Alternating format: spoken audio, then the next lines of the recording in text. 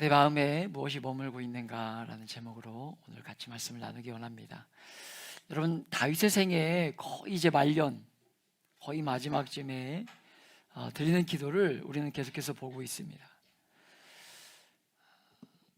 우리가 22장을 시작하면서 세상을 사는 동안 이 다윗의 경험했던 그 수많은 어려움으로부터 여호와의 이름을 부르짖을 때, 여호와 이름 부르짖을 때 하나님이 응답하셨다, 이렇게 22장이 시작되는 거 우리가 보았어요.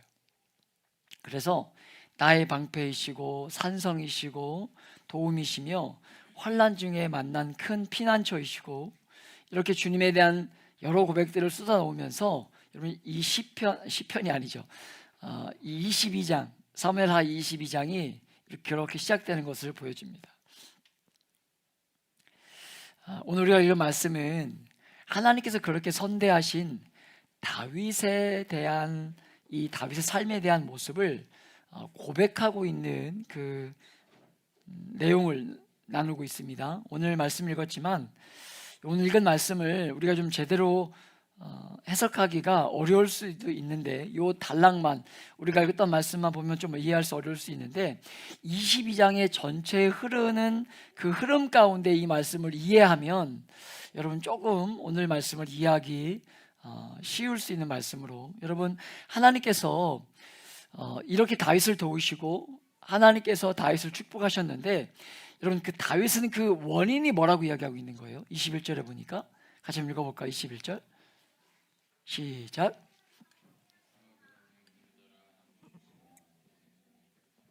갚으셨으니. 여러분, 약간은 당황스럽지 않습니까? 자매님 반갑습니다. 네. 당황해가지고 당황스러운 말씀일 수 있어요. 여러분, 하나님의 다윗의 의로움과 여러분 그 손의 깨끗함을 따라서 자기에게 마치 갚아주셨기 때문에 이런 삶이 가능했다, 이렇게 고백하고 있는 것처럼 보인다는 거죠.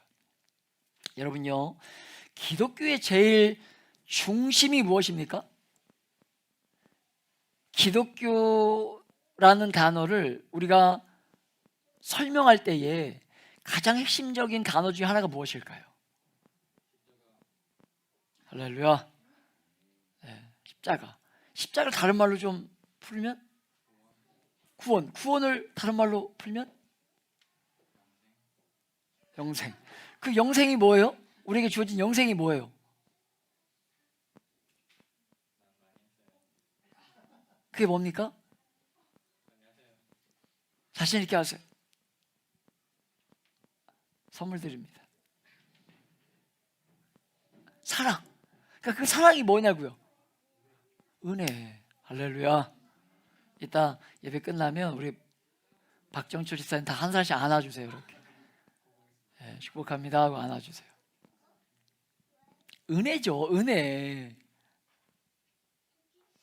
은혜죠.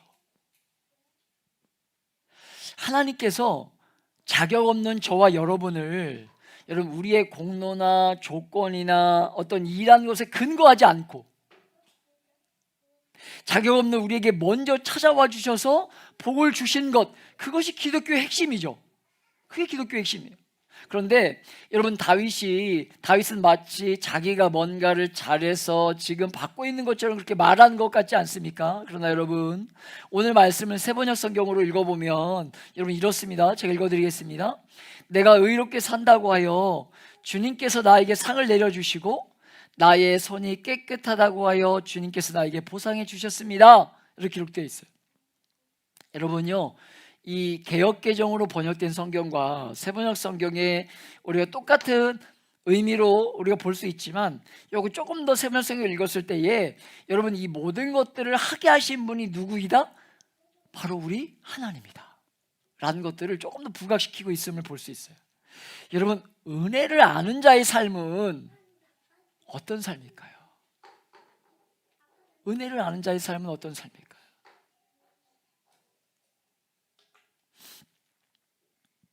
좀 어려우신가요? 부모님을 부모님의 사랑을 아는 자의 삶은 어떠할까요? 제가 어린 시절에 제 어머니는 짜장면을 싫다고 하셨어요. 비유로 말씀을 드렸습니다. 꼭 짜장면이 정말 싫다고 하셨던 게 아니라 여러분 어떤 음식을 잘 드시지 않았어요. 정말 싫어하시는 줄 알았어요. 나이가 들고 뭔가 이렇게 드시겠냐 여쭤봤더니 내가 왜 그거 안 먹냐고 잘 드시는 모습을 제가 봤어요.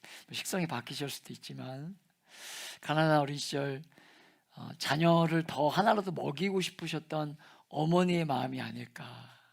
그 마음이 알아지면서 더 뭔가 해보려고 합니다. 제가 지난주에도 화요일날 우리가 특별저녁 기도회 기간인데도 제가 6시 반까지 일하고 왔다고 말씀드리지 않았습니까? 정말 이렇게 프레시 라이트 비추면서 6시 반까지 6시니까요 어두워서 뭘 할 수가 없어요. 그런데 6시 반까지 제가 기계를 들고 막 그 농사일을 도와드리고 왔어요. 10원도 못 받아왔어요.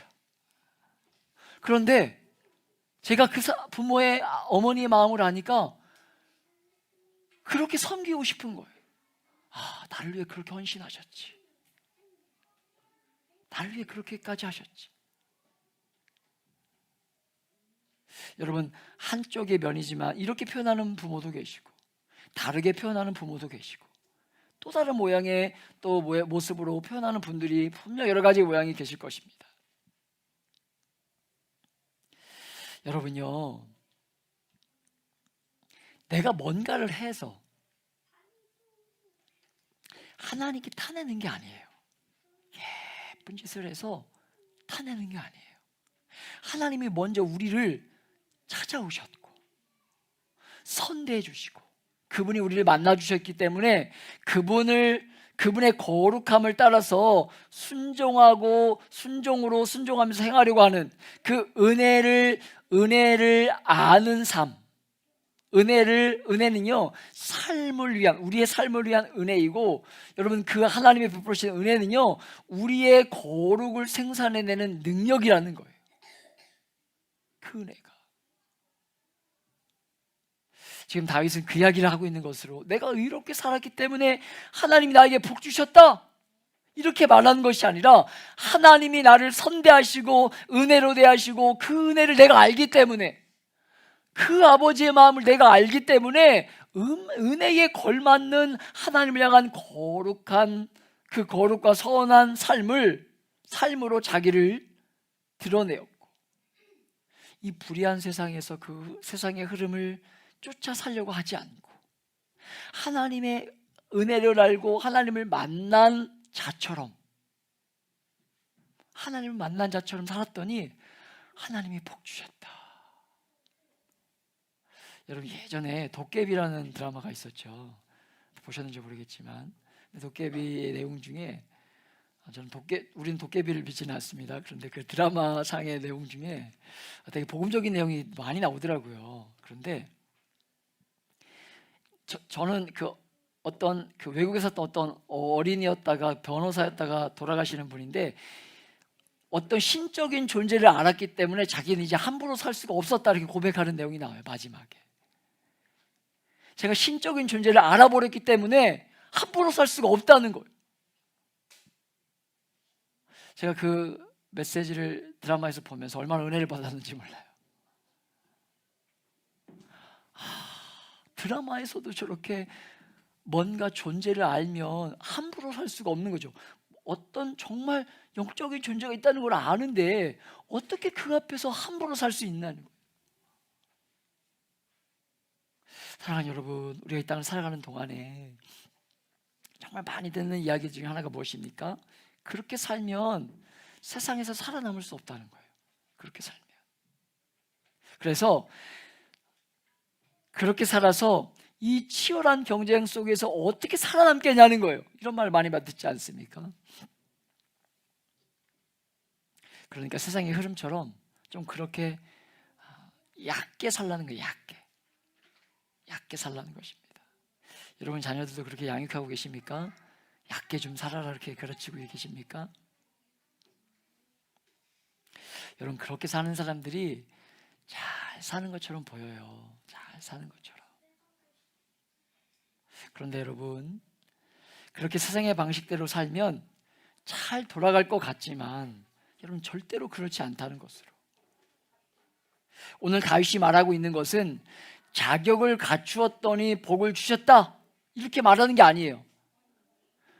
은혜를 알고 난 후에 하나님이 정말 살아계신 줄 아니까 눈에 보이는 대로 세상이 옳다고 말하는 대로 살지 않고 범사의 그 하나님을 인정하고 세상과 타협하지 않는 믿음으로 살았더니 하나님께서 그렇게 산 대로 갚아주셨다는 거예요. 갚아주셨다는 것입니다. 여러분, 제가 신앙이 어릴 때 성경에서 말하는 심은 대로 거둔다는 말을 잘 이해하지 못할 때가 있었어요. 제 청년 시절에 정말 뜨겁게 주님을 사랑하고 열심히 일할 때에 여러분, 제가 그런 생각도 많이 했다고 말씀드렸었죠. 아니, 나보다 신앙생활도 열심히 하지 않는데 어떻게 저렇게 잘 풀리지? 어떻게 저렇게 잘 나가는 것 같지? 나보다 새벽 예배도 안 나오고, 나는 유성에서 택시 타고 서대전 사거리까지 가는데 새벽 예배도 안 나오는데, 나는 수요 예배, 금요 예배 다 참여하고 예배 드리고 있는데, 아니 어떻게 나보다 저렇게 인생이 잘 풀리는 것 같지? 이렇게 하나님 앞에 엄마하고 따졌던 적이 있어요.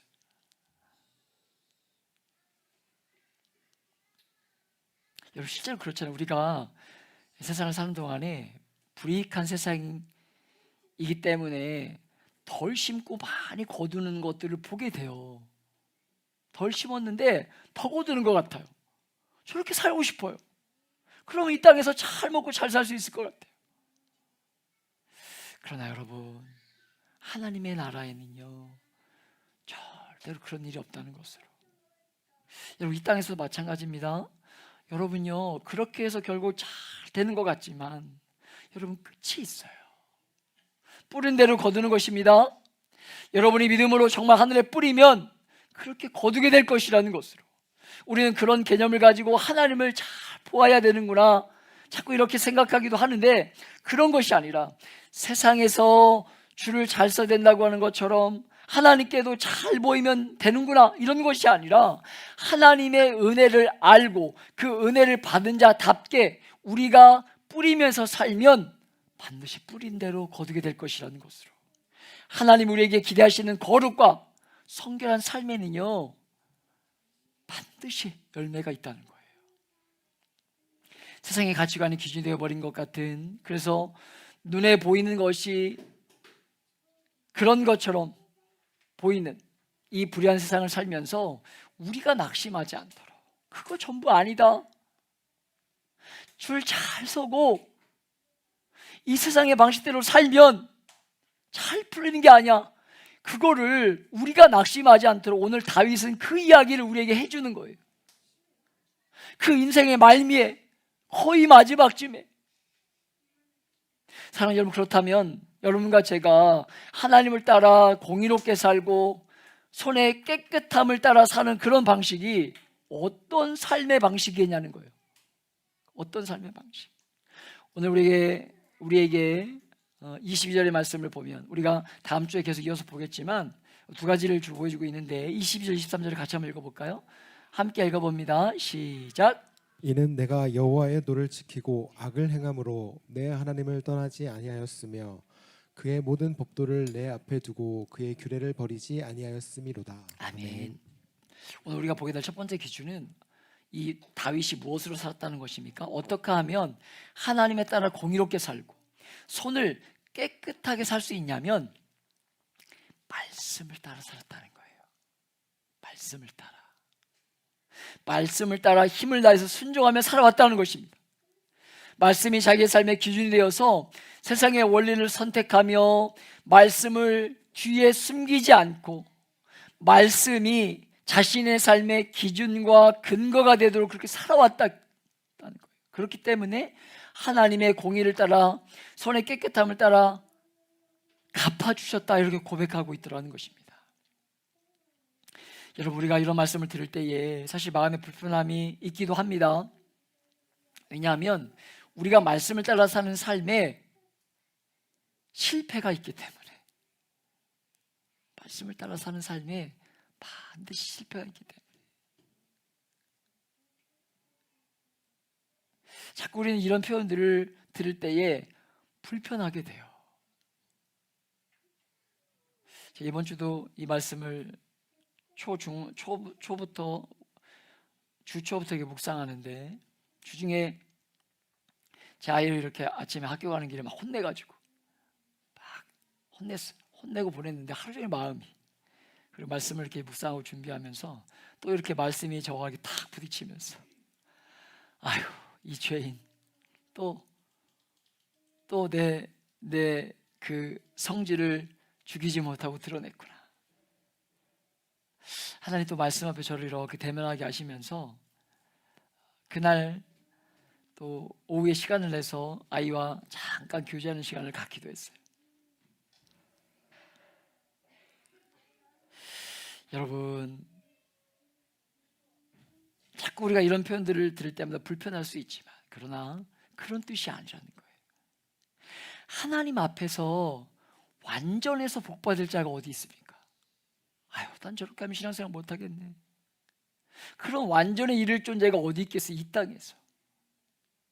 그러나 그것이 우리의 면죄부를 삼아서 된다는 이야기는 아닙니다. 그런데 여러분의 중심이 범사를 말씀에 근거해서, 정말 말씀을 뒤로 숨기지 말고 앞에 두니까 갈 때 걸리는 거죠. 걸리는 거예요. 부딪히는 거예요, 나의 삶이. 그리고 그 안에 말씀과의 싸움이 있는 거죠. 어떻게 살아야 할지에 대한. 여러분, 그렇게 말씀을 앞에 두고 이 불의한 세상을, 여러분 세상의 가치관을 따라 살지 말고 말씀을 따라 부지런히 서서, 그 앞에 부지런히 서서 대면해서 그 말씀이 내 삶의 기준이 되어 사는 것으로, 우리가 세세한 부분까지 아무런 실수가 없다 이렇게 말할 수 있는 인생이 누가 있겠습니까? 그런 말이 아니라는 거예요. 여러분, 22장 시작되기 전에 이 다윗의 삶이 어땠을까요? 다윗의 삶, 기록되어 있는 다윗의 삶. 여러분, 그렇게 위대한 왕으로 극찬받고 있는 다윗인데, 여러분 쉽게 이렇게 생각해도 이 다윗이 얼마나 잘못을 많이 했습니까? 우리아의 아내, 남의 아내 밧세바를 취하고 아들이 반역을 일으키는 어려움을 겪고, 오랜 시간 함께했던 믿었던 요압이라는 장군이 정말 가시처럼 자기를 아프게 하고, 여러분, 다윗의 생애에 많은 한계와 실패와 아픔과 죄가 있었음을 우리가 보았어요. 다윗이라는 이 인물이. 여러분, 그런 면에서 완전을 이야기하는 것이 아닙니다. 그러나 하나님의 귀한 말씀이 양식이 되고 이 세상을 살아가면서 절대로 이 세상이 말하는 방식대로 살지 않는 것, 여러분, 그것을 말씀하고 있는 거예요. 그것을. 여러분, 이 말이 무슨 말인지 아시겠습니까? 말씀대로 사는 것이 미련해 보여도 그렇게 사는 것이 진짜인 줄 알고 뿌린 대로 거두는 줄 알아 말씀이 내 기준이 되어 살아가면 반드시 열매가 있다는 거예요. 반드시.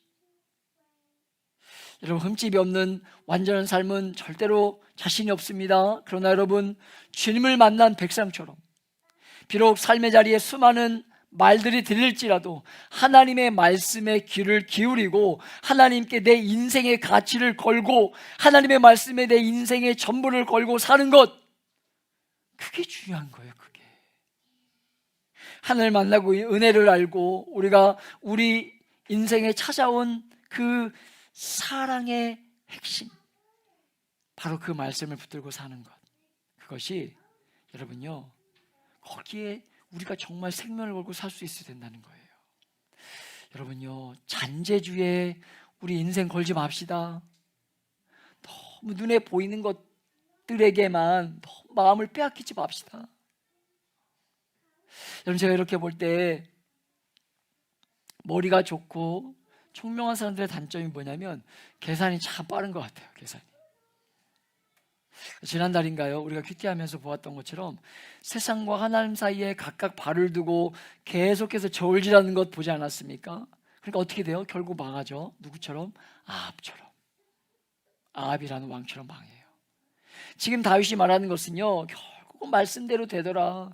인생의 거의 마지막 쯤에 여러분요, 성국 가장 위대한 왕으로 불리는 다윗이 인생의 거의 마지막쯤에 지금 22장은 여러분 지금 자기가 시편에서 고백했던 거의 비슷한 내용을 고백하고 있는 것으로 지금 자기의 인생을 살면서 경험했던 것들을 시로 고백하고 있는 게 22장이에요.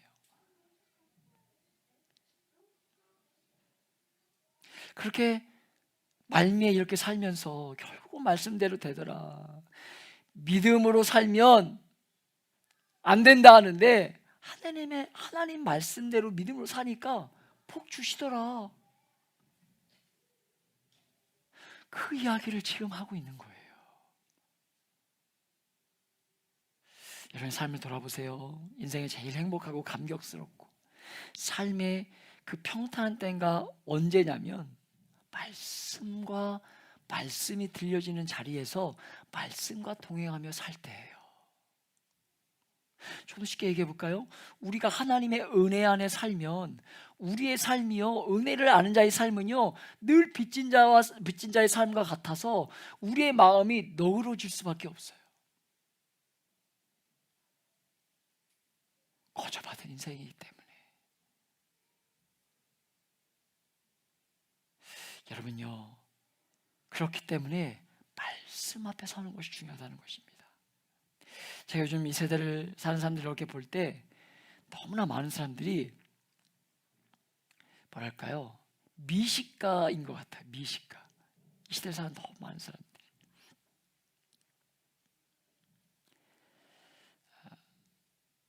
어떤 식당이 맛있더라, 어디가 좋더라, 뭐가 있다더라, 이런 것만 찾아다녀요. 그런데 중요한 것은요, 성도의 정말 중요한 것은 무엇이냐면 성도가 여러분이 그렇게 평가하는 자가 아니라 요리사가 되어야 된다는 것으로, 성도는 요리사가 되어야 된다는 것으로 여러분의 말씀을 읽어서 열어서 그 말씀을 조리해서 누군가를 먹일 줄 아는 것이 바로 여러분을 향한 주님의 부름이라는 거예요. 여러분의 가족과 자녀들, 우리의 공동체에게 허락하신 귀한 영혼들, 우리의 이웃들, 너무나 귀한 분들에게 여러분 정말 저는요, 여러분이 우리 섬기는 세대 교회가 전부 다 그런 여러분요 아비의 마음으로, 목자의 마음으로 그렇게 살아가기를 정말 기도하고 있습니다. 그래서 여러분 어떤 자리, 어떤 장소에서 여러분이 누구를 만날지라도 하나님이 나에게 붙여주신 영혼인 줄 알고 그에게 생명의 복음을 얼마든지 전할 수 있기를. 여러분요, 하나님의 말씀을 잘 먹여서 자람이 있는 성도로 여러분 도울 수 있는 그런 건강한 성도로 자라나기를 정말 기도하고 있어요. 여러분, 그러니까 여러분 또한 이것이 목사의 꿈이라고만 생각하지 말고 하나님 우리 공동체, 우리 세대에게 맡기신 꿈이라고 믿고 함께 꿈을 꾸고 그 꿈을 이루기 위해서 최선을 다하시며 여러분을 계속해서 여러분 훈련의 자리에 여러분을 두는 일에 게으르지 않기를 축복해요. 사랑하는 여러분, 하나님의 말씀이 여러분의 삶의 가치가 되고 선발의 기준이 되고 말씀을 앞에 두며 뒤에 감춰놓는 것이 아니라 앞에 두며 그렇게 살아갈 때